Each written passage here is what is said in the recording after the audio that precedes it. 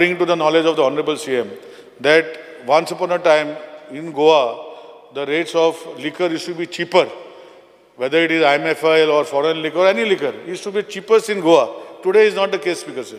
As if you go to see Haryana sarke je foreign liquor je mehota, the cost of one brand of whiskey, I will not name the brand, which costs 3,000 rupees here, is you get it for 1,600 rupees in Haryana. So where the question of people coming in holiday? We are a holiday state, Speaker sir. I think we have to look into the other states how they are doing. कोणू सांगता म्हणून increase केले. Actually तेजे काय फायदा speaker काय ना. आमकां आज थंयच्यान हाडपाक मेवता. Officially एक जो पैसेंजर येता वो प्लेनीन येता, they can bring 2 or 3 bottles in the luggage, Speaker sir. आणि अशें करून we are depriving ourselves of the budget. Like say हांवें फाटीं एका सांगले म्हणजे ट्रान्सपोर्ट डिपार्टमेंटान सांगले की पॉंडिचेरी गाडयो रजिस्टर कित्याक करता.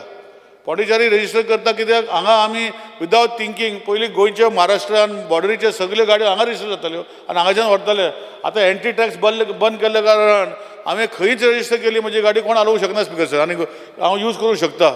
सो म्हाजें इतलें, स्पीकर सर, हे एक्सायज जे आसा हेजेर थरर चॅक करपाक जाय.